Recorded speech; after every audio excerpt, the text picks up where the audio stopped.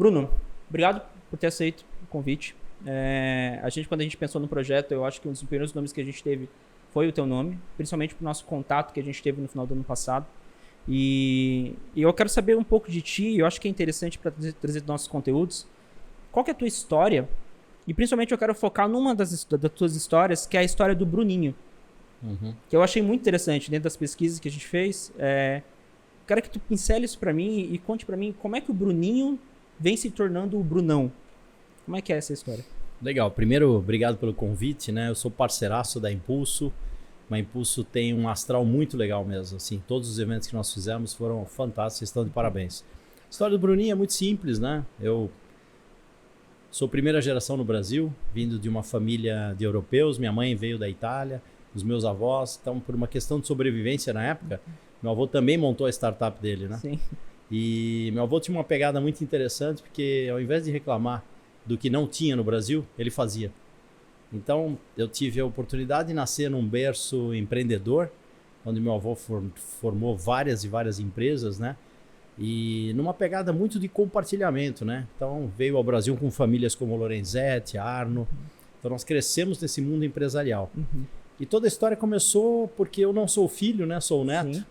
Então, como neto, ele talvez tenha utilizado muito mais a inteligência emocional do que ele pôde utilizar com o filho, né? Porque é uma história interessante. São duas filhas mulheres, minha mãe é a mais velha, a mais nova é médica, e no meio vem o filho másculo, né? Que é o filho homem, aquele cara que virou todo poderoso numa família italiana. É o que vai cuidar da família, né? É o sucessor natural, talvez o único, né? E foi interessante porque aí meu avô veio trabalhando essa sucessão com o meu tio, mas ao mesmo tempo ele compartilhava comigo as dores, né? E era muito bacana porque o nome dele era Bruno Ferrari e meu apelido dentro da empresa era Bruninho Fiat Cinquecento, né? Então, ele era o Ferrari, eu era o Cinquecento. E era muito bacana porque os operadores de máquina, o pessoal, eu passava a minha infância toda na fábrica. Isso a gente tá falando que ano? Isso em 75, 76, 7. E a fábrica era relativamente nova, a empresa tem 62 anos. Meu avô, na realidade, ele trouxe uma manutenção de elevadores importados. Ele era técnico de manutenção, saiu da Europa com uma caixa de peças e veio fazer a startup dele no Brasil para fazer manutenção de elevadores. Provavelmente era algo que não existia aqui no Brasil. Né? Os elevadores eram todos importados e as manutenções eram muito difíceis, né? Aquelas portas pantográficas que você abria manualmente e tal. E ele veio justamente para fazer esse tipo de trabalho e chegou a criar uma das maiores empresas de elevadores do Brasil. Ele chegou a fabricar depois de um tempo? Sim. Aí começou com manutenção, olhando a oportunidade de coisas que não tinham no Brasil, começou a montar peças, começou a montar redutores, motorredutores, né? Meu avô, tenho até uma foto, ele comprava motores elétricos da marca Arno, que era uma marca italiana. E um dia um senhor aparece lá com uma perua Kombi dizendo: Bruno, você é um grande testador de motor e eu trouxe uns motores que eu estou rebobinando aqui, e era um senhor da WEG. Então, assim, meu avô foi um cara que testou motores da WEG, né? A WEG tem 8 anos menos que a nossa empresa, né? Então, assim, era um cara muito conectado com pessoas, um cara muito humilde, muito humilde. Ele... Difícil? A gente tá falando isso... E que cidade, Bruno? Em São Paulo. São Paulo. E ele era um cara que, é uma vida... praticamente todo mundo era amigo dele, entendeu? Então, o que boa acontece? praça. Boa praça. Cara, então, legal. com isso, ele foi oportunizando muitas startups, muitos negócios, né? Por isso que eu sou muito conectado a esse mundo da inovação, startup e tal. Porque startup, na verdade, nada mais é do que saber compartilhar. Sim. Então, algumas empresas do Brasil hoje nasceram aos finais de semana no fundo da fábrica do meu avô. Ele oportunizava outros italianos, né? Do vô Brunão. Do vô Brunão. Do vô Brunão. Oportunizava outros italianos de virem fazer negócios com ele. Então ele emprestava máquina, emprestava equipamento. Ele foi um dos primeiros importadores de tornos da marca Nardini no Brasil. Enfim, um cara diferente. Tudo que provavelmente o que ele gostaria de ter quando ele veio pro Brasil, ele oportunizou para as pessoas que estavam vindo, né? Exato. Não, peraí, Exato. tudo que eu não tive, vocês vão ter aqui para poder criar essa Você oportunidade. pegou exatamente, né? Quer dizer, era um cara que compartilhava absolutamente tudo, oportunizava muitas pessoas a montarem negócios a partir do negócio dele. E finalmente, né, para ser objetivo na tua pergunta, eu sempre fui o Bruninho da fábrica, a fábrica começou a ficar grande, né? E andava na máquina, né? Às vezes o pessoal brincava, falava, Bruninho, tira a mão daí para não fazer dodói, né? E essas coisas começaram a me incomodar um pouco. Aí entrei na faculdade. Com que idade? 18. Eu entrei 18 na faculdade anos. com 16 anos, né, de engenharia, e me formei com 21. Então, eu com 18 anos, eu estava no meio da faculdade de engenharia, e um dia meu avô me chamou e falou, olha, seguinte, o negócio está me incomodando muito aqui. Fala, avô, como é que o pessoal te chama aqui na fábrica? Não, me chamam de Bruninho. Por quê? Porque o senhor é o Brunão, eu sou o Bruninho. Então, você vai querer ser o quê na vida? Bruninho ou Brunão? Eu falei, quero ser Brunão, que nem o senhor. Então, vaza. Aí eu saí. Meu chão saiu, eu falei, não, meu avô pirou. Acordou um dia achando que tá tudo certo, no outro tá bom. No outro, cheguei no RH, o cara do RH falou, não, pelo amor de Deus, senão você deve estar brincando. Eu não vou fazer isso, teu avô vai me mandar embora. Eu falei, não, você não tá entendendo. Vai eu e tu junto. Vamos nós dois juntos. Mas no final, essa história toda, que na época eu sofri pra caramba, né? Porque o pessoal na escola, na faculdade, falava, Sim. pô, cara, você tem uma carreira legal com o teu avô, né? Você já pode ter uma oportunidade e tal. E na realidade, o grande lance da governança foi essa. Quando eu me desconectei do negócio da família, eu percebi o valor que a gente tem fora do negócio também, tá? Aí fui estudar fora do Brasil, acabei tendo a oportunidade de estudar na Europa, parte gerada pelo meu avô. E meu avô era um cara muito visionário, ele nunca deu uma bicicleta de presente, mas assim, o que a gente quisesse estudar, estava valendo. A educação é sempre, vem desde muito cedo. Educação em primeiro lugar. Pilar. Talvez a única ferramenta que ele sabia usar na época como educação familiar era o estudo. É algo que não se perde, né? A educação é algo que ninguém consegue roubar de ti, ninguém consegue tirar de ti, aprendeu.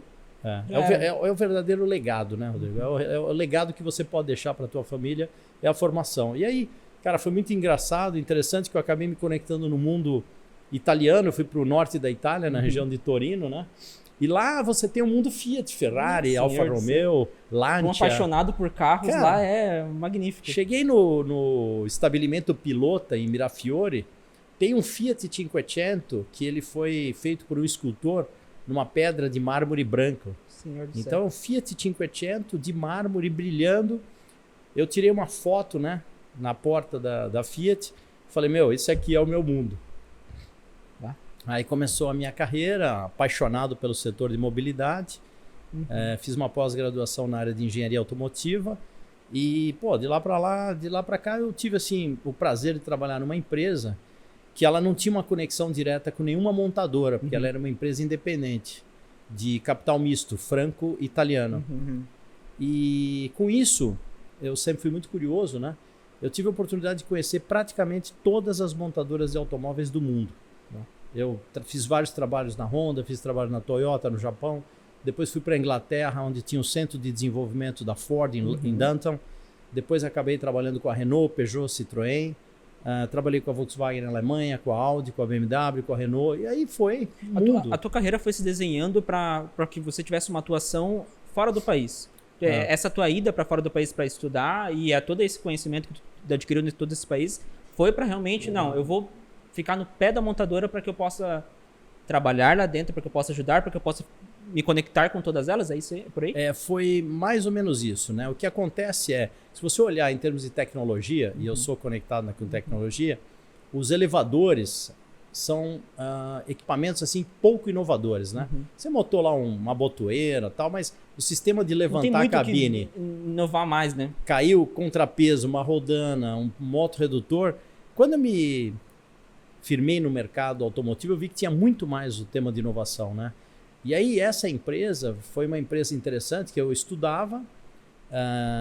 Minha língua materna é italiano, né? E minha mãe era professora de francês, então eu falava francês e italiano. E aí na faculdade o pessoal descobriu que eu falava português. Aí um cara me falou, vamos jantar na minha casa que meu pai quer te conhecer. você fala português? Eu falei, pô, sei lá, vamos lá, né? Cheguei lá e vi que era uma casa diferente, né? Casa grande e tal. Eu falei, pô, o cara tá podendo, né? Aí entrei, esse cara era um mega investidor do mercado e falou, olha, meu filho fala muito bem de você, falou que você fala português, né? Eu tô comprando algumas operações no Brasil, de indústrias, de empresas, né? E finalmente eles compraram 17 indústrias nacionais no Brasil e eu participei desse M&A, porque esse nosso grupo que eu acabei tendo que trabalhar, porque eu estava na Europa, mas eu tinha que trabalhar. Sim. Era um grupo francês, financeiro, né? E grandes investidores. E eles disseram, nós queremos nos transformar na maior potência automotiva do mundo. Né? É o Grupo Valeo.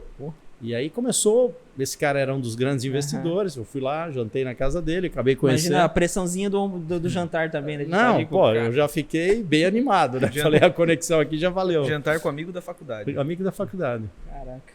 Legal, E todo o lance foi porque, interessante, se tivesse o lance do bullying, né? Porque eu estava na faculdade e o pessoal descobriu lá rapidamente que eu era brasileiro, né? E aí ninguém queria fazer trabalho comigo. Quer dizer, você imagina isso... Desde essa época já rolava isso lá. Já. Não, principalmente nessa época, porque não tinha internet, né? Sim. Que não tinha muito esse intercâmbio entre brasileiros, né? Exato. E assim, então eu fui da minha geração praticamente um dos poucos, né? Hoje é comum você fazer intercâmbio e tal, e é uma coisa que eu acelero bastante assim a cabeça dos meus sobrinhos, amigos tal, de estarem sempre se conectando ao mundo internacional. Tá? Eu acho que isso é muito importante porque abre a tua visão, abre a tua cabeça e tal. E foi legal porque nos primeiros 3, 4 meses fazendo trabalho sozinho, podia processá-los de bullying. Sim. E eu também tinha muita preocupação, porque imagina, eu tinha estudado no Brasil, aí vou lá fazer um curso internacional, todo mundo olhava. Toda aquela pressão, né? Fala, meu, primeiro mundo, eu sou um cara de terceiro mundo, sei lá. E finalmente eu sempre fui um cara bem focado assim no estudo. E fiquei entre os 3 primeiros colocados da faculdade. Aí que foi um lance legal, né? Porque a faculdade começou a respeitar mais, fizemos umas conexões com universidades do Brasil. Tinha gente assim que me perguntava, né? Até se eu tinha nível para poder acompanhá-los na faculdade, se eu tinha realmente base. Sim. De tamanha distância que era o Brasil. Talvez essa pergunta venha até de um preconceito já. Na época sim, né? Tinha pouca informação. O Brasil era Pelé, Carnaval... Ayrton Senna, talvez? Ayrton Senna, Meninas Bonitas e tal, e pronto. Entendeu? Então, assim, era uma... Para mim, era uma... Eu até peguei vários colegas da faculdade e fiz algumas excursões no Brasil, trazendo eles para visitar indústrias, empresas, tal, até para ver a magnitude do país. Nós éramos... Na Itália tem 3 montadoras. No Brasil nós temos 26.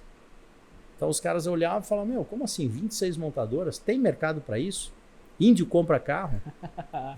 Compra carro. Era bem por aí, na época as perguntas eram essas. Geralmente o que a gente, aqui no Brasil, que a gente, nessa época, principalmente, que a gente recebia, a gente recebe notícias do mercado de fora vindo para cá e a gente não exporta muitas notícias porque o mercado de lá não é muito interessado nessas notícias que saem daqui. Então, tipo assim, por que vocês... Pô, a gente tá do lado da Argentina que também tem uma porrada de montadora.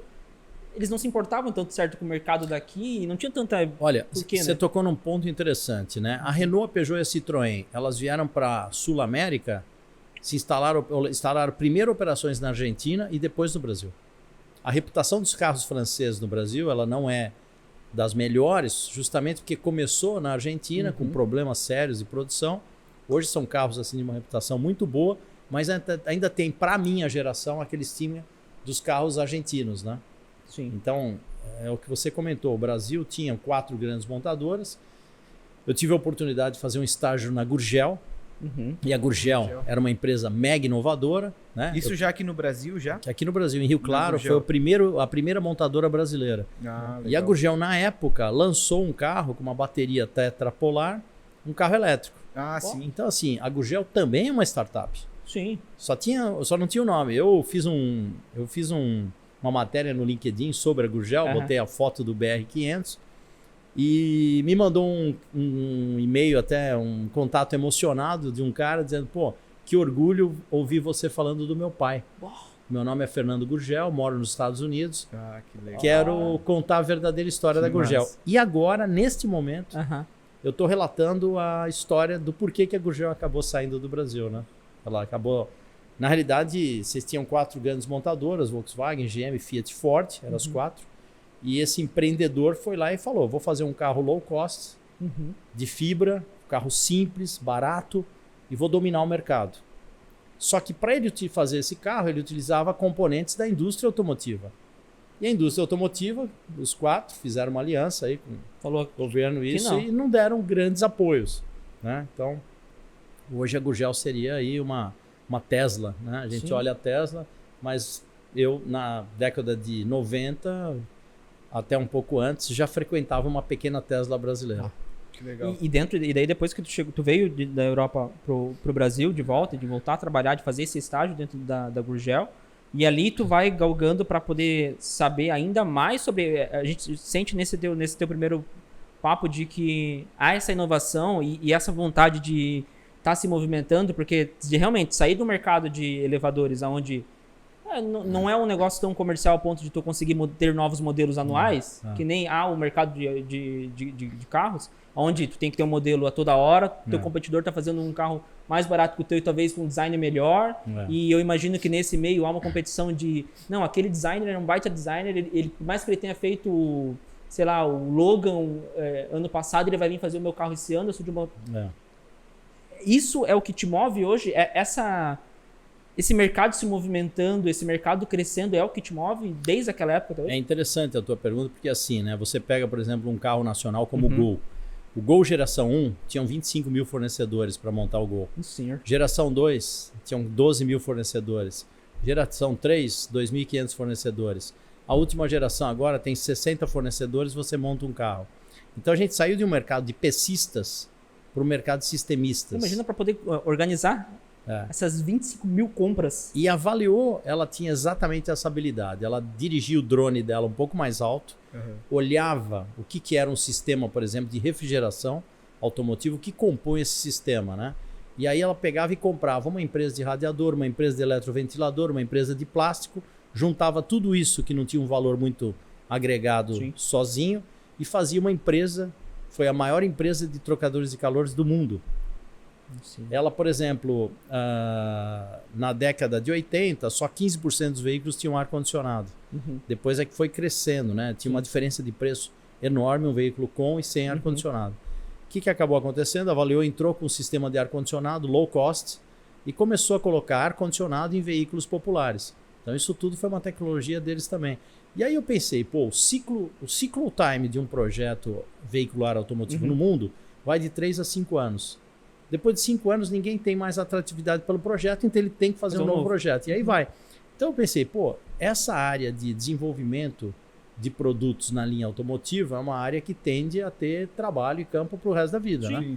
E aí eu me conectei nisso. Comecei na área de produto, engenharia de aplicação, engenharia de projetos. Então o meu background sempre foi projeto / comercial. Porque na realidade você não vende nada, né? O que você vende são cabeças humanas que se dedicam a um determinado projeto. Tu acaba vendendo a inteligência e não necessariamente o produto, né? Exatamente. Você vende a inteligência do negócio. Então, mais uma vez, mesmo sendo um cara um pouco mais velho, eu acho que quando eu me conecto com esse grupo de jovens, né, que trabalham na startup, eu me vejo muito na fase da minha carreira onde eu tomei essa decisão de me desconectar de um negócio que você tem toda a razão com ciclo time gigante. Você põe o elevador no teu prédio, 20 anos depois você reforma. Você vai fazendo sua manutenção. E reforma, entendeu? Aproveitando até esse gancho já da startup, Bruno, tinha preparado uma pergunta aqui para ti. A gente vê que tu é bem conectado, né? Tanto aqui na região, como também aqui na cidade, com esse mundo de startups, né? Sim. Aqui até mesmo no próprio Ágora, onde a gente está gravando agora, aqui acontece bastante eventos bacanas envolvendo esse conceito, né? Como que tu enxerga hoje, dentro aqui desse nosso panorama regional aqui, e até como eu queria saber assim, um direcionamento que tu poderia dar, talvez no atual momento que a gente está vivendo, que poderia surgir novos produtos, novas empresas querendo. Como que tu imagina essas empresas no atual momento? Talvez até um conselho do Bruno Salmeron dentro desse momento para empresas que querem fazer um produto escalonável. Entendi. Excelente questão, né?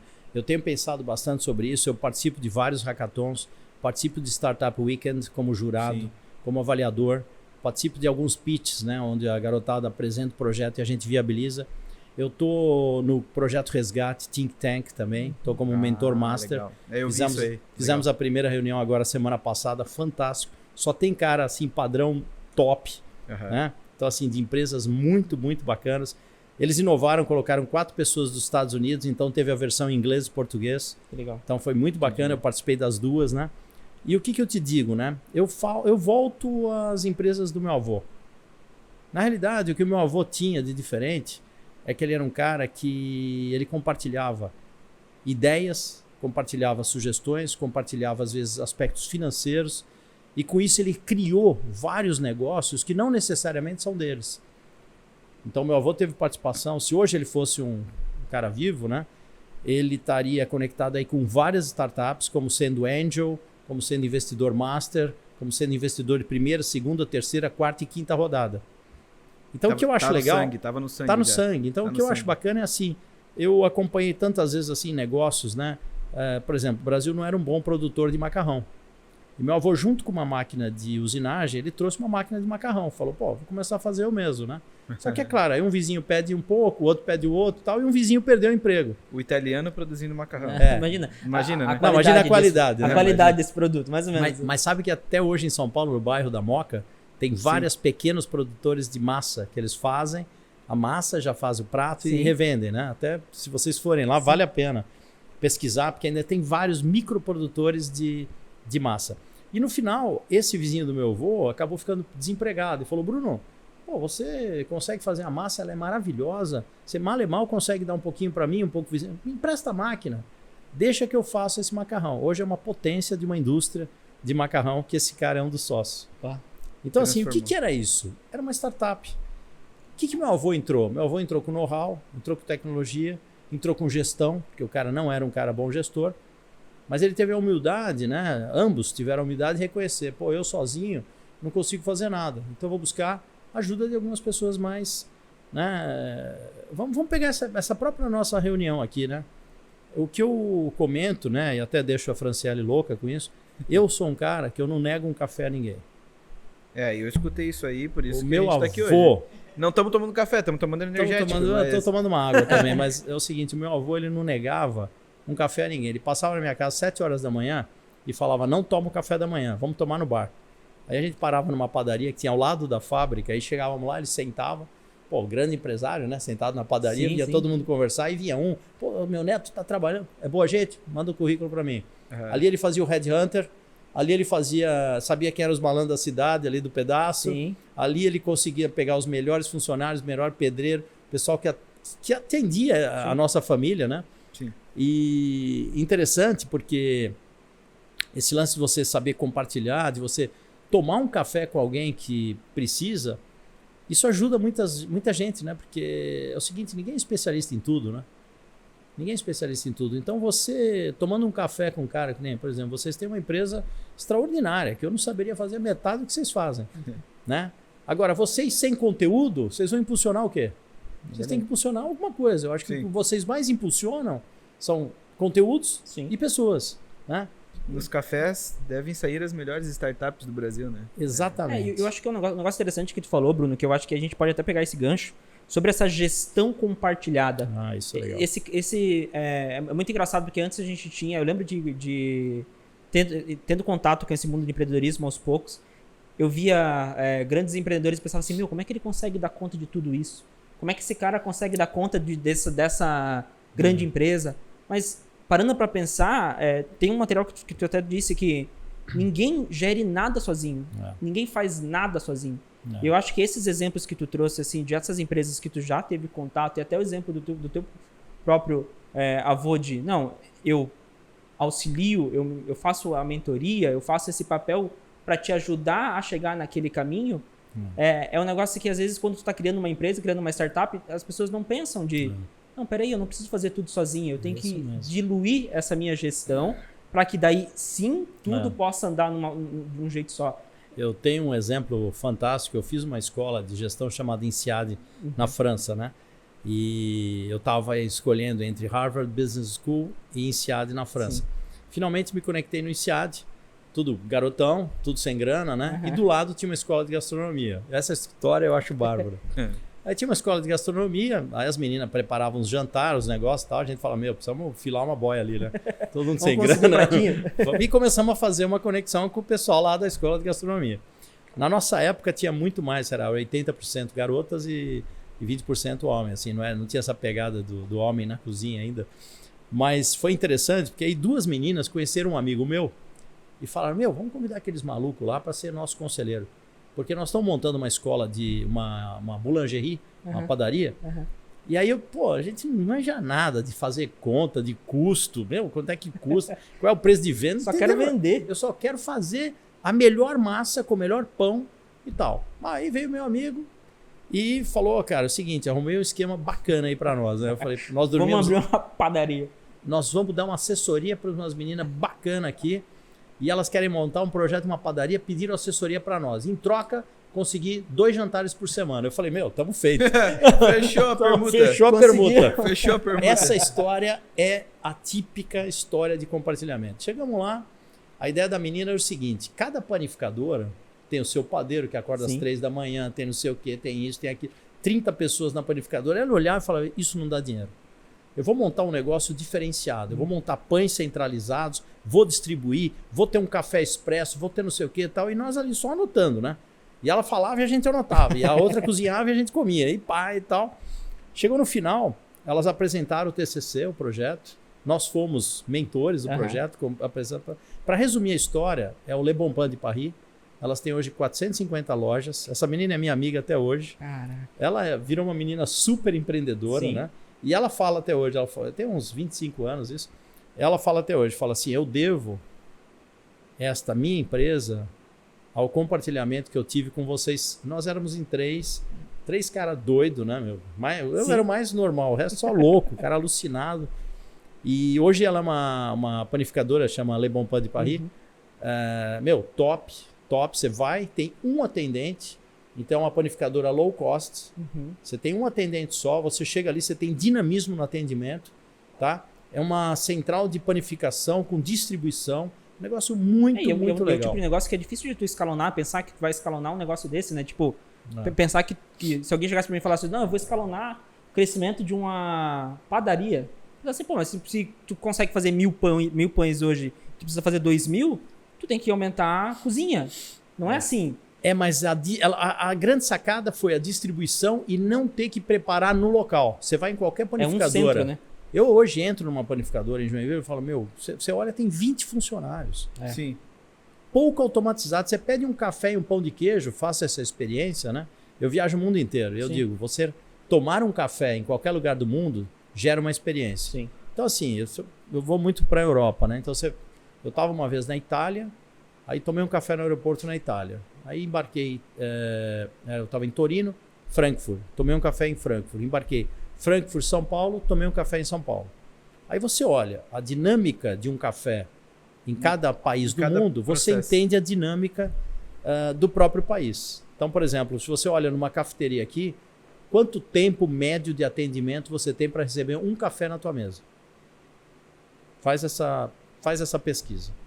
By yourself, né? Quer dizer, faz você mesmo. Vai numa cafeteria e pede um café e vê quanto tempo eu só não sei se eu vou conseguir tomar café em Frankfurt, Torino. Depois tu faz um em Piraberaba, um em Araquari. Não, faz isso. Um em Piraberaba, um em Araquari, um em Balneário.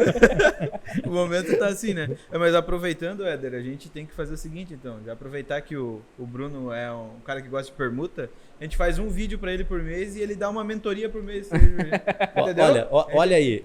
Qualifica o LinkedIn dele já, entendeu? Sabe que essa semana eu fui almoçar com um amigo, ele tem 26 anos de idade e é um mega empreendedor. O cara é alucinado, assim, amigão meu. Uhum. E ele falou, pô, Bruno, cara, às vezes eu fico sem graça de te convidar para almoçar comigo, né, tal, não sei o quê. E chegou o final do almoço, eu paguei a conta, ele falou, não é possível. Cara, você veio aqui, você almoçou, tal, e tinha um amigo nosso do lado e falou, pô, você tava almoçando com o Bruno, que legal, né? Ele falou, cara, toda vez que eu ligo para almoçar com o Bruno, ele aceita. Aí, pô, tô aproveitando a oportunidade. É uma mentoria grátis. E ele ainda paga o meu almoço. E aí ontem mesmo, eu tava conversando com ele tá investindo numa startup, né? Então ele falou, pô, cara, nós às vezes temos uma dinâmica, né? Eu sou engenheiro automotivo, então assim, o que você precisa ter num carro? Potência com controle. Tá certo? Potência sem controle é acidente. Sim. Então, assim, o que as startups têm? Potência. O que nós, mentores, temos? Controle. Talvez o meu avô tenha sido meu grande mestre Eu falo bastante do meu avô, mas meu pai também é um cara fantástico, né? Advogado e tal. Ele foi meu grande mestre para perceber o valor que tem um fundador. Então eu tenho assim um respeito máximo ao fundador. Esse é o primeiro ponto. Segundo ponto, poucas famílias têm habilidade de gerar o seu sucessor. Pouquíssimas famílias no mundo, tá? O meu avô, ele sinceramente falando, talvez ele não tenha tido a habilidade de gerar o sucessor filho. Então ele falou, pô, eu preciso acertar um pouco mais no meu neto. Em termos de habilidades, eu não posso falhar, porque, primeiro, a empresa, a gente não sabe se ela vai ficar grande para todas as bocas, né? Porque uma coisa você tem certeza, que a quantidade de bocas familiares, elas crescem de uma forma exponencial, né? Então, assim, meu avô fundou a empresa com a minha avó. Eram 2. Hoje nós somos em 60. As famílias vão crescendo, quarta geração. Eu tenho empresas no Brasil catalogadas que estão em 152 acionistas. Nossa Senhora. Começaram em 2 e hoje são 150. Aí vem genro, nora, papagaio, aí começa, né? Então, assim, como educar essa turma toda para que, no mínimo, eles sejam apoiadores? Antigamente a gente falava, esse cara está jogando contra o negócio da família. Isso não existe mais. Existem teorias agora pós-Covid, né? Eu tenho estudado bastante sobre isso, que trazem o aspecto de você trazer o teu membro de família, no mínimo, como apoiador. No mínimo. Então você pode ser um apoiador, você pode ser um cara integrador do negócio e você pode ser um gerador de riqueza. Então o grande lance das famílias é detectar quem são os geradores de riqueza e esses caras sim você fazer escalonar para ser os sucessores do teu negócio. Sim. Porque assim, de 30 membros familiares de terceira geração, você não tem 30 caras competentes. Você não tem 30 caras que gostem do negócio. Você vai ter, no máximo, 1 ou 2. E tem família que não tem. Isso que eu ia dizer. E não é olha pecado, lá, né? E não é pecado não ter. E onde que entra o Bruno nessa história? Então, o Bruno... Ajudando essas empresas. Então, o Bruno, eu acabei tendo uma paixão por empresas de família. Acabei cadastrando mais de 1.500. Porque como eu viajei o mundo todo, trabalhei no mundo todo, eu conheci muitas empresas familiares. E eu sempre me conectei muito com os sócios, né? Com os donos, com os filhos, com os netos. E aí eu fui fazendo minhas próprias pesquisas até para saber se a decisão que eu e meu avô tínhamos tomado era mais correta ou não. Porque eu via na época do meu avô uma insistência enorme familiar de você obrigatoriamente ficar na família. Ficar na empresa da família. Obrigatoriamente. Eu tenho vários amigos que esperaram os pais falecerem para se desfazer do negócio e ser feliz. E no meu caso, não. Meu avô me deu essa liberdade de me desconectar. Foi ele que me colocou para fora, literalmente, para tentar entender o que existe um mundo aí fora que talvez fosse melhor que o mundo dele. Sim. O mundo criado por ele, entendeu? Então, assim, eu costumo dizer, né, para você entrar numa empresa familiar, que são fantásticas, né? Nós, às vezes, temos assim... Tinha gente até que dizia, eu tenho um pouco de vergonha, né? Dizer que eu trabalho não numa multinacional, na minha geração, eu trabalho numa empresa familiar. Na Europa, nos Estados Unidos, nas embalagens das empresas familiares, agora vem empresa de família desde 1964. É orgulho, né? Orgulho de pertencer. Science 1964. E hoje, por exemplo, tu teria algum exemplo para dar pra gente, talvez não que tu tenha trabalhado, mas assim, que conseguiu fazer com sucesso isso nível Brasil? Tenho. Tem isso vários. Hoje? Eu tenho um exemplo, tenho mais de 100 exemplos. Cita pra gente 3.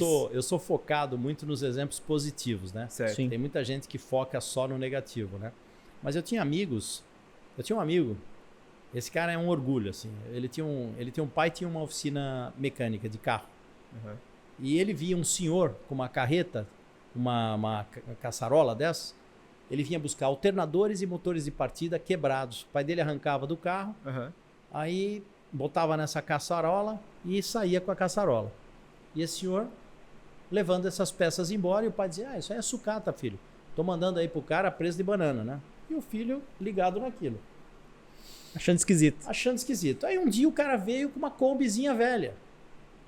Não vinha mais com a caçarola, nem com a bicicleta. Vinha com uma combizinha velha. Aí um dia o cara veio, e não veio ele, já veio um funcionário com uma carreta. Uma carreta. Aí ele falou, e essa história é verídica, ele falou, cara, eu não me conformei, peguei minha bicicleta e segui o cara. Eu segui o cara, falei, o que esse cara tá ganhando dinheiro mais que meu pai? Tem alguma coisa estranha. Esse cara pegava os produtos que eram danificados, sucateados, ele fazia o remanufaturamento desses produtos, ele consertava, limpava, trocava porta-escova, trocava alternador, trocava uma pecinha, outra, e revendia no mercado como um produto recondicionado. E o cara arrebentando dinheiro. Esse meu amigo chegou pro pai e falou: pai, seguinte, quantos anos você tem essa relação? O cara, sei lá, mais de 20 anos, filho. Acabou. A partir de agora, eu quero comprar os seus produtos. Você tá louco, filho? Os caras é amigão meu. Os caras, mexe com... Mas você nem a pau, né? Pai, se você não vender, eu vou comprar dos outros autoelétricos. Aí o pai, foi lá e começou a entregar menos pro cara de fora e entregar um pouco pro filho. O filho fez a mesma coisa, montou uma bancada, começou a fazer produtos, começou a desenvolver produto, começou a ter dificuldade de comprar produto, falou: vou convidar um amigo meu para fabricar isso aqui. Porta-escova, fabricar, não sei o que, tá. Para resumir a história, essa história tem 35 anos. A empresa chama Gauss. É de um grande amigo meu, um cara muito, muito querido. Eles hoje têm filial da empresa na China, fabricam peças na China. Tem uma fábrica maravilhosa aqui em Curitiba, tá certo? Só que ele chegou num momento da empresa dele, quando ele tinha 40 e poucos anos de idade, ele não teve assim uma excelente qualificação profissional. Ele reconheceu que a empresa estava ficando maior do que ele. Ele se retirou com os 2 sócios e falou: vamos colocar um profissional na nossa gestão. E colocou a profissionalização da gestão. Nessa época faturavam uns 25, 30 milhões. Eles foram para mais de 100 milhões, estão chegando a 200 milhões de faturamento.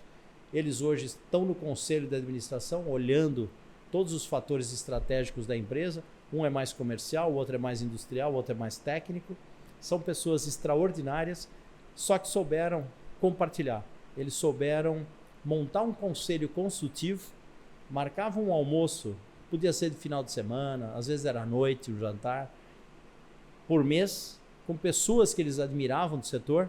E eu tive a grata satisfação de participar desses jantares, almoços. Eu fui um dos mentores desses meus 3 empresários e grandes amigos. Né? E é uma saída interessante do mercado, porque eu acho que, ao meu ver, o CEO, quando eu vi o CEO lá no começo de eu entrar nesse mundo de empreendedor, para mim o CEO era o dono da empresa. O cara que tinha lá do começo fundado e ido até o final. Mas quando a gente vai vendo aos poucos o mercado e vai conhecendo mais os players maiores do mercado, a gente vai vendo que é possível contratar um CEO para poder fazer parte disso. E dentro dessa sucessão acontece ainda mais de... Não, é que nem tu falou, o cara teve que dar 2 passos para trás e falar: eu já não estou mais conseguindo, porque os profissionais que eu estou trazendo já são profissionais que têm uma inteligência de mercado maior que a minha, têm uma vivência de mercado maior que a minha, e se eu continuar aqui eu vou estar freando esse crescimento. E daí ele dá um passo para trás, contrata esse CEO. Até uma história interessante que tu trouxe num dos teus materiais era de se eu não me engano, uma das empresas chinesas. Elas têm muito problema de sucessão, de trazer, de que eles mandam o filho para Nova York, o cara vai para Nova York, o cara vai e não quer voltar. E é filho único. E daí como é que faz?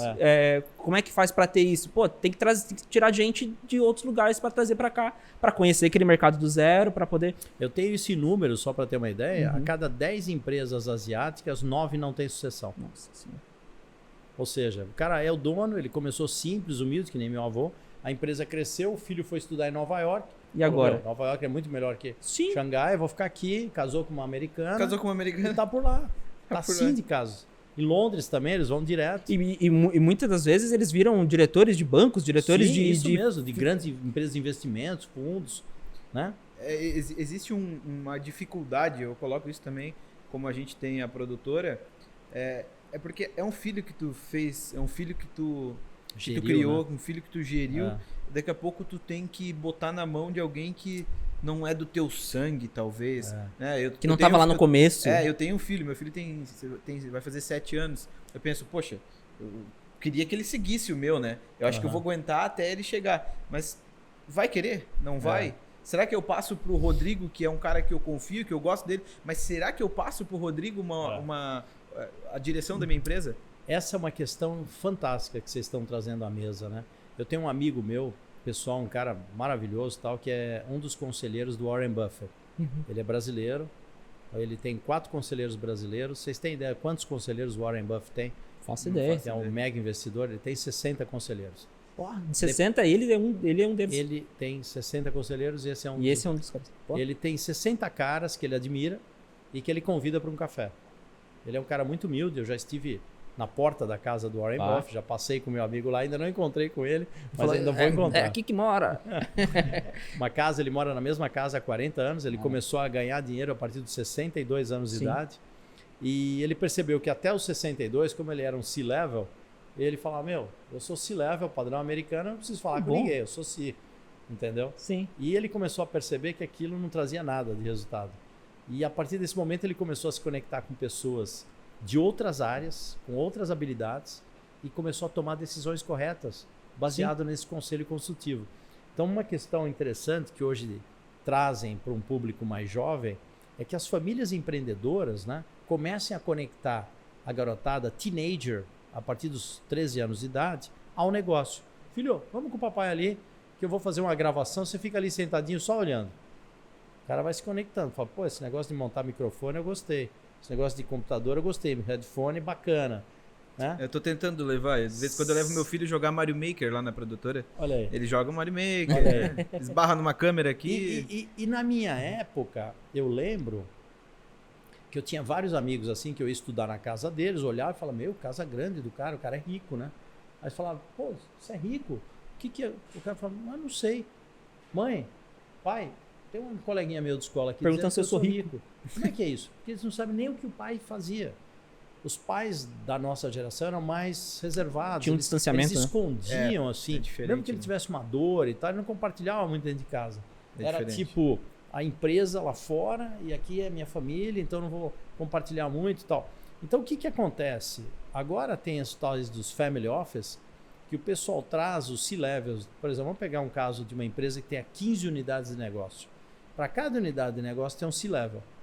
Nesse C-level, quando eles fazem um encontro de família, eles põem as famílias todas que são sócias, a partir dos teenagers, os 13 anos de idade, são convidados. Cada cara desse vai lá e faz um pitch sobre o negócio. Aí o moleque fala, peraí, esse negócio aqui não é muito a minha cara, mas esse aqui eu gostei.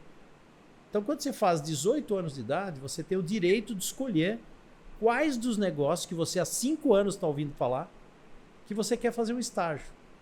Que foi mais ou menos o que o meu avô fez comigo, né? Uhum. Então, assim, pô, ele tinha lá um negócio de massa, tinha uma indústria de plástico, tinha indústria de elevador, tinha não sei o que e tal. Eu, pai, esse aqui é o que eu mais gostei. Tem máquina, tem motor, né? Sempre gostei de motor.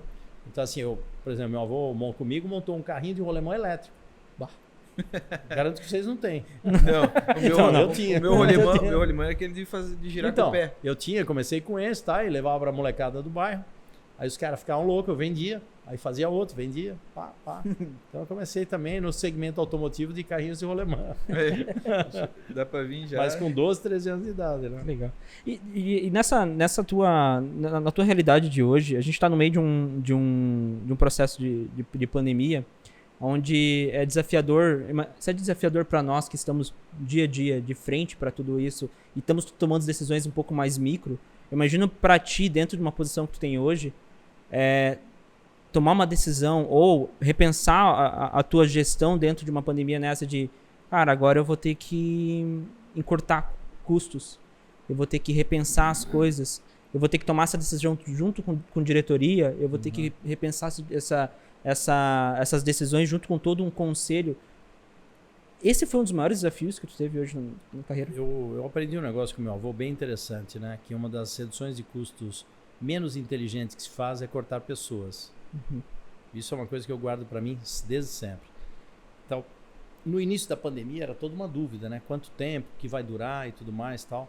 Então, assim, uma coisa que acelerou muito, né? Eu acho que a própria Impulso deve ter visto, é a conexão das pessoas remota, né? Então, eu tenho amigos por ter trabalhado em vários lugares do mundo.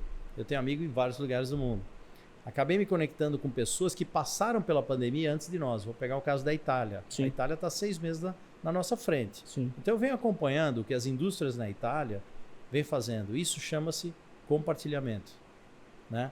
O sistema de transporte na Itália é completamente diferente do sistema de transporte do Brasil. Então, compartilhamento com adaptação. Então, assim, você compartilha uma determinada solução com adaptabilidade ao local onde você está. Sim. Então, não adianta achar que nós vamos ter uma câmera gigante com detecção de temperatura como tem no Japão. Porque isso aí os caras já estavam preparados para isso. Aqui no Brasil a gente vem, eu hoje de manhã entrei lá, o cara ainda vem com a pistola na minha testa, entendeu? Eu pensei, pô, estamos um ano de pandemia, será que não tem um aparelho que já me meça? Não precisa é que não tá pronto um negócio pistola desse? na minha cabeça e tal. Então, o que eu digo é assim, primeiro, ter a humildade de reconhecer que a gente não sabe tudo.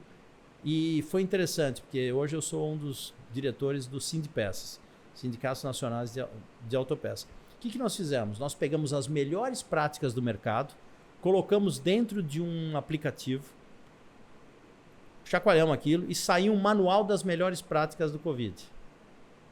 Então, assim, tudo que as melhores... Então, por exemplo, nessa estava a Bosch, estava a Valeo, estava Bayer, Delphi... um grande benchmark de reunião no lugar só. Grandes empresas que têm as filiais e as matrizes lá fora, que já tinham tomado decisões mega estratégicas, falaram, ô, filial, vocês estão passando porque nós estamos passando 6 meses atrás? Se liga, olha o que nós fizemos. Esse pessoal pegou e falou, pessoal, vocês que são empresa nacional brasileira, olha aqui o que é que nós estamos fazendo.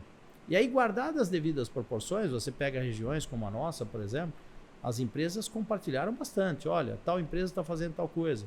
A empresa de transporte está limpando os ônibus, está fazendo isso, está higienizando as mãos. E aí nós fomos crescendo, né? De que forma? De uma forma menos egoísta. Então, eu acho que o C-Level que tiveram as melhores soluções são aqueles que souberam compartilhar. Eu hoje conversei com o presidente de um dos nossos clientes grandes e ele me falou uma coisa que eu fiquei muito, muito feliz. Ele falou, Bruno, dentro da nossa empresa nós não tivemos nenhum caso de contaminação efetuado dentro da companhia, porque nós estamos tomando todos os cuidados. Eu tenho um depoimento de funcionário que diz, abre aspas, eu me sinto mais seguro na empresa do que na rua. Tá? Então, assim, do que em casa, do que na rua, porque aqui vocês estão me protegendo, vocês estão olhando se eu estou com a máscara, vocês estão olhando se eu estou higienizando as mãos. Na minha sala, a Fran não deixa ninguém entrar sem antes colocar o álcool gel na mão. Ela passa o álcool gel e todo mundo educadamente vai lá, põe. Entende? Então, assim, para quem está à frente de uma operação, na realidade, eu tenho vários amigos que montaram home office dentro da empresa. Né? Então é o office, não é nem home office, né? Se confunde muito, né? A gente percebeu que também realmente a Shoes, ela é preocupada, né, com isso. Tanto que desde quando a gente começou a trabalhar com vocês, essa ideia da inovação, né, ficou muito claro, né? Onde que a gente começou a fazer algumas transmissões, vocês não perderam o contato com as pessoas que trabalham fora, os representantes Brasil/mundo. Então é uma preocupação bem constante mesmo. E até próprios depoimentos que a gente gravou com as pessoas da fábrica de... Não, eu cheguei a ser... No caso, eu lembro do Renato. O Renato foi um cara que trabalhava lá dentro da fábrica e ele foi desligado. Durante o momento que ele foi desligado, porque teve um momento que acabou sendo desligado, ele recebeu temporária de contrato. Ele recebeu todo o apoio da direção empresa, dele. Né? E quando ele voltou, ele disse que ele voltou com mais vontade ainda de estar ali. Ele voltou sabendo que estavam sendo cuidados, mandava mensagem para a filha dele para saber como é que ele estava. E isso não é um cuidado, não é um negócio que veio de ontem.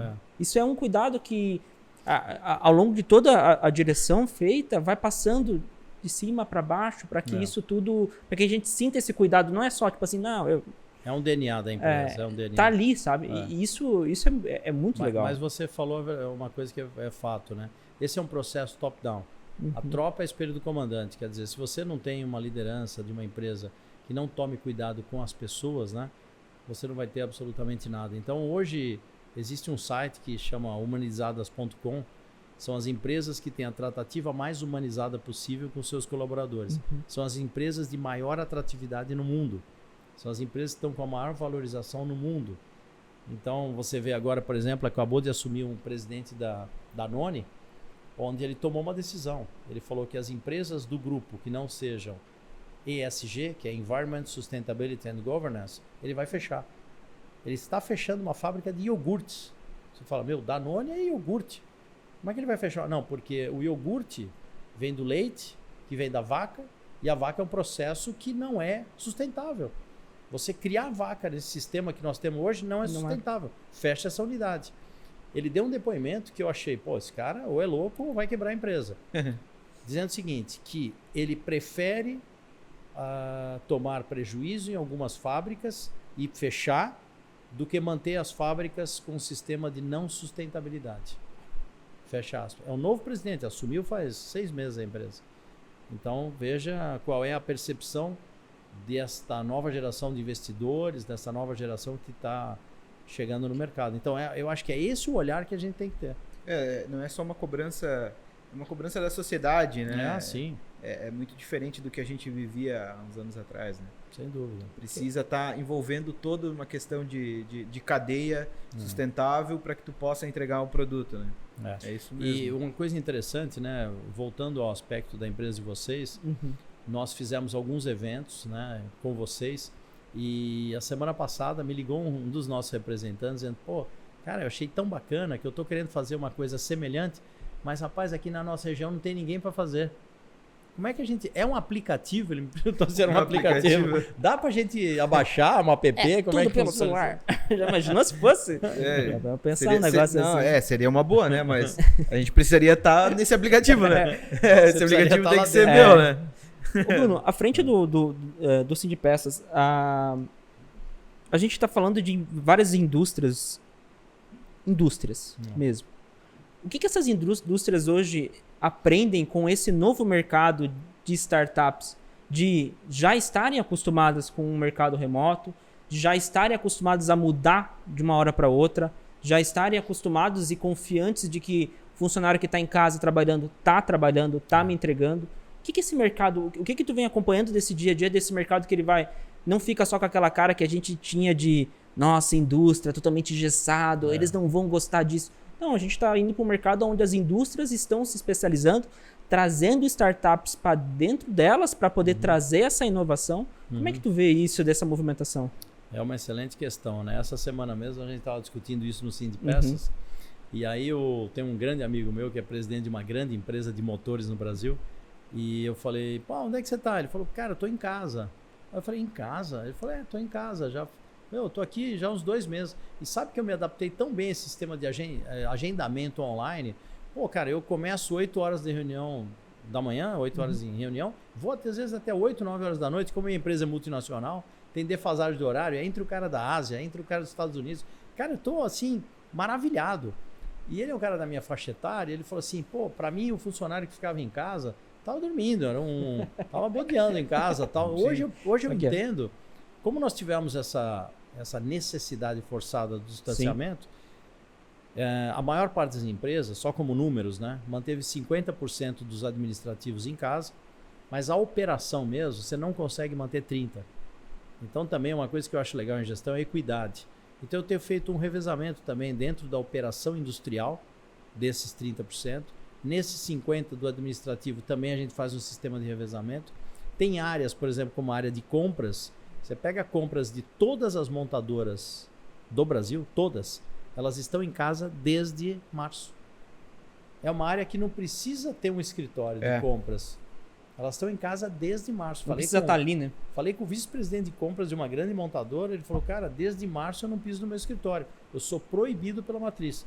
Então, assim, vai haver uma aceleração no processo de reuniões online, reuniões que não necessariamente precisem ser presenciais. Só que eu vou te falar, nós acabamos perdendo uma coisa chamada Customer Experience.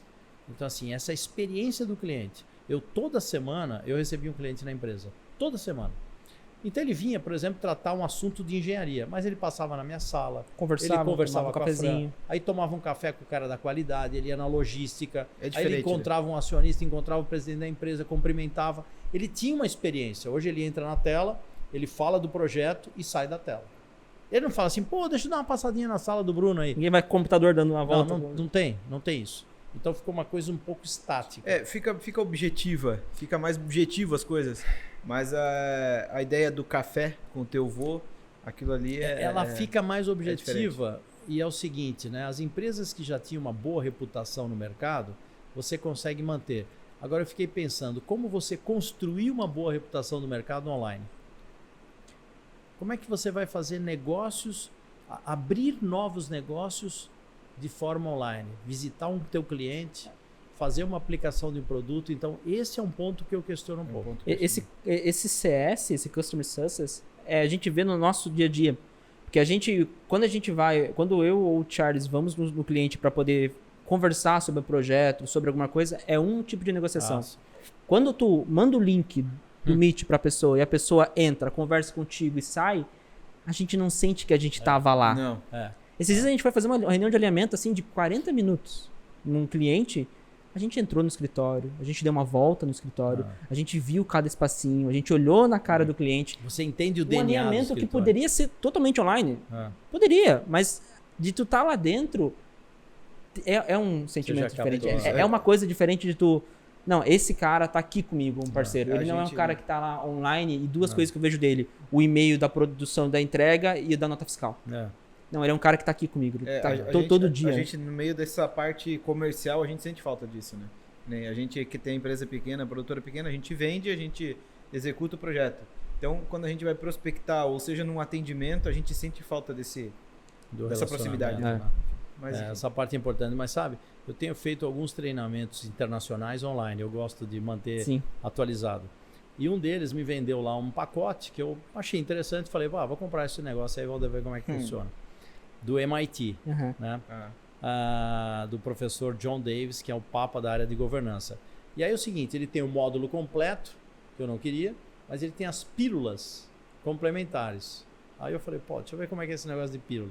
Você compra pequenos capítulos de pílula.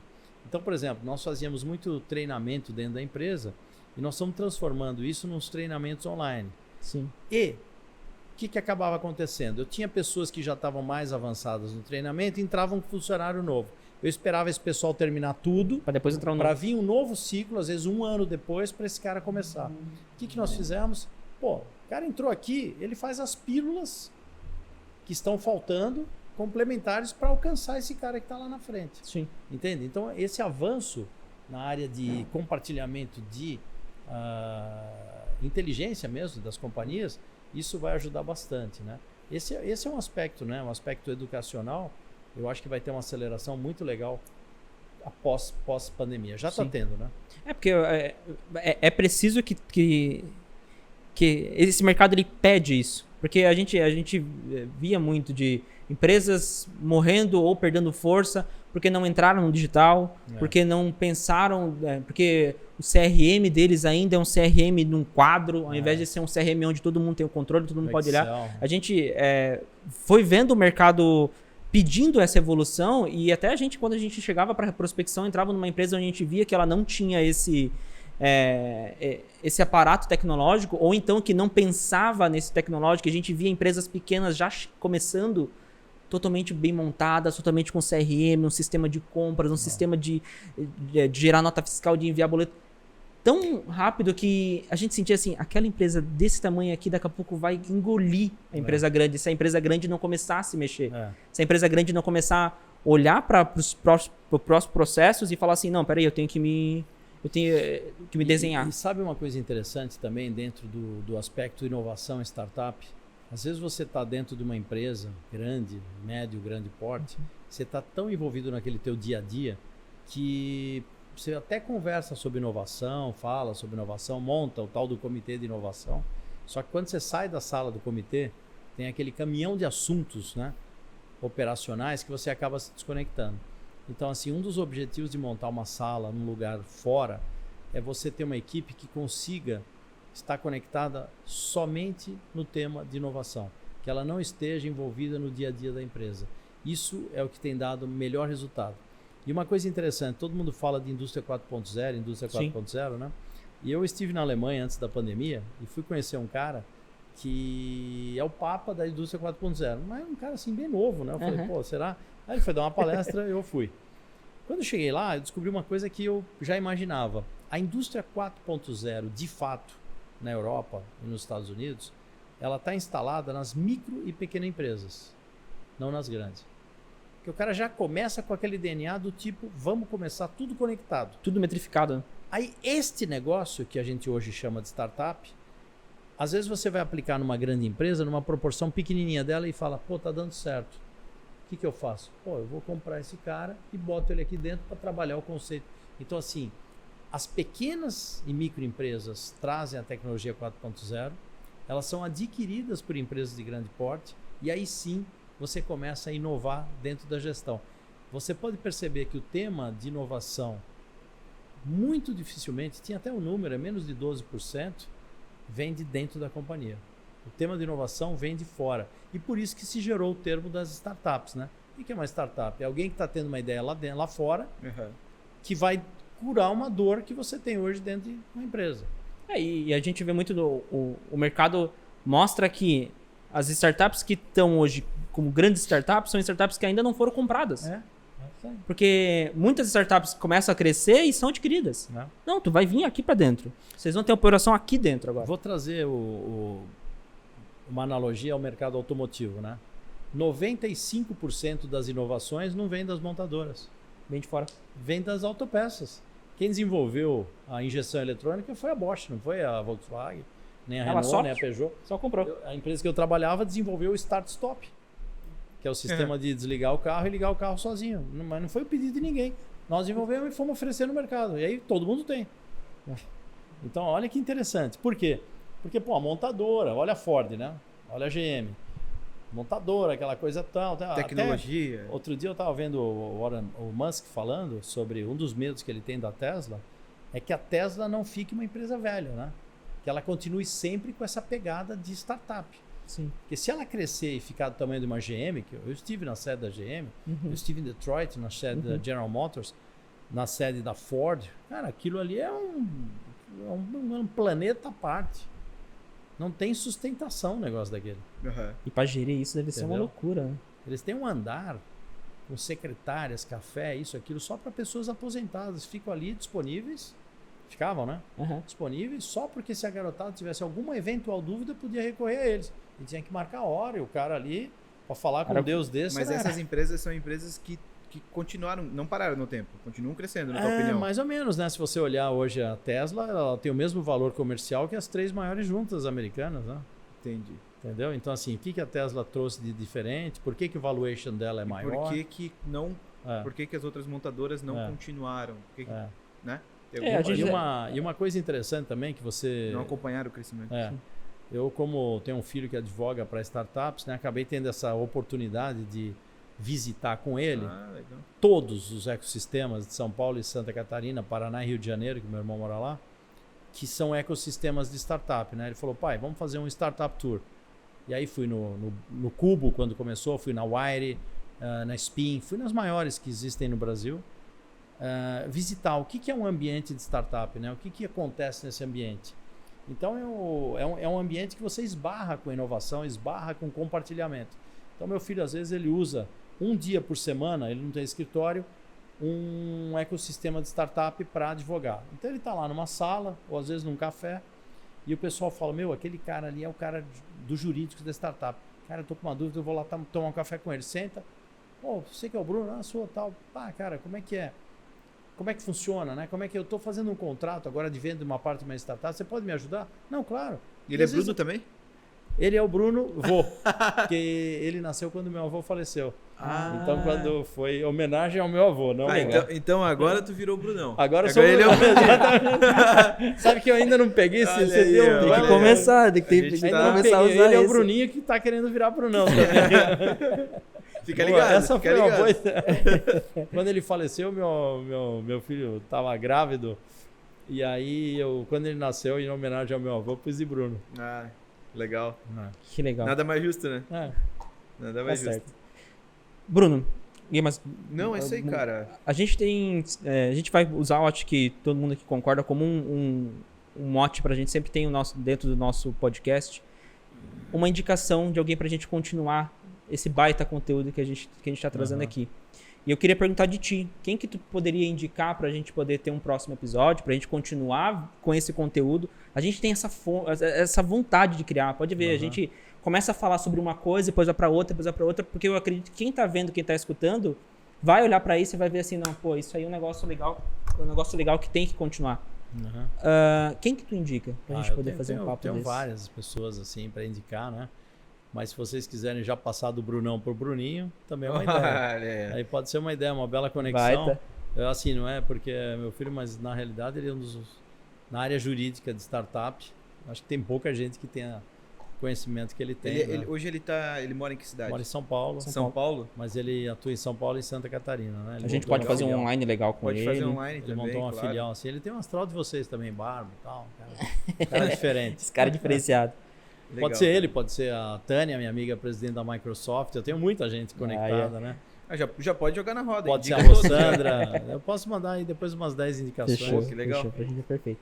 Legal. Muito obrigado por ter aceito o convite. Acho que se tu quiser fazer até escrever um livro, que talvez seja o único livro sobre sucessão familiar no Brasil, eu queria até que tu pudesse falar um pouco sobre ele. E quem tiver interesse nesse assunto, aonde adquirir, como adquirir, e já agradecendo por ter aceito esse convite, agradecer também a Fran por ter feito esse meio campo entre a gente, e de a gente ter conseguido bater, agora estamos batendo 1h10 aí de papo. Legal. Então, agradecer e espaço livre para tu poder falar. Bacana. Não, legal, obrigado pela oportunidade, né? Em relação ao livro, cara, eu também como inovação, o livro pode ser impresso, one print book. Você pode imprimir em várias línguas. E tem agora editoras que você imprime um book para entregar, mas está na Amazon, está na editora Évora, está nas melhores livrarias do país. O nome do livro é Governança em Família, da Fundação A Sucessão. Eu tento trazer, tem muita teoria sobre o tema, né? Eu tento trazer alguns exemplos de empresas de família que eu acabei visitando, acabei conhecendo, acabou pegando exemplos da própria família, onde existem processos de sucessão bem elaborados e bem sucedidos, tá? Eu acho que todo mundo normalmente gosta de exemplificar, falar de frases, né? Que eu não gosto muito desse tipo de frase, pai isso, filho aquilo, neto aquilo. Não, eu gosto de pai rico, filho rico e neto milionário. Entende? Assim, geração de valor. Só para concluir sobre esse tema, saiu um estudo agora recente, não faz 10 dias, no mundo, que as empresas de longevidade, estão na 15ª, 16ª geração, elas têm uma característica comum. O sucessor entrega no mínimo de 6 a 10% ao ano mais do que recebeu. Essa é uma característica. O cara não entrega menos do que recebeu, ele entrega mais. Então é só um crescimento. É só um crescimento. Então, assim, são geradores de riqueza. São caras que estão preocupados realmente em dar sustentabilidade ao negócio. Tá? Então, acho que essa é a nova pegada, né? Fora isso, é um tema apaixonante, é uma jornada, não é um projeto, não tem certo e errado. Você pode começar de uma forma muito simples, né? Mas é um projeto que vale a pena. Vale a pena e principalmente para o aspecto educacional, não só da tua família, como, por exemplo, nós temos vários projetos de menores aprendizes, de mentoring, de mentoria. Então, assim, adote um garoto, adote uma empresa para ser o mentor dela, né? Aqui na cidade tem o projeto Think Tank Resgate, um projeto brilhante. Eu faço parte como mentor master, então assim, eu compartilho um pouco de conhecimento uma vez por mês. Assim, você se doa um pouco e em troca você tem aí uma galera que são excelentes empreendedores, né? E o Think Tank, ele entra dentro daquela ideia que tu comentou dos 13 anos, né? Que acontece na Europa lá, né? Exatamente. Compartilhar, né? Eu tive a oportunidade de participar também, conversando com um grupo pequeno uma vez, que foi apadrinhado por uma empresa. E foi bem legal, eu gostei bastante da vibe, eu acho que é por aí mesmo. Bruno, eu queria agradecer de verdade mesmo. Legal. Pelo nosso café, / água, / energético. E saiu, né? A gente estava aí já pelo menos desde o final do ano conversando para fazer esse café aí. E a gente agradece aí a oportunidade de poder estar falando de perto, agora só contigo, não por trás das câmeras, mas agora na frente das câmeras. Legal, eu lanço um desafio para vocês da gente fazer um planejamento estratégico mega inovador, conectar os nossos 100 gestores de uma forma diferenciada, cada um possa fazer o seu pitch e no final a gente possa ter a finalização de um plano estratégico, todo mundo junto, na mesma data, numa tela. Podemos bolar alguma coisa? Dá pra fazer. Daí é outro café. Daí. Tá bom. Daí é outro café. Valeu. Beleza. Obrigado. Falou.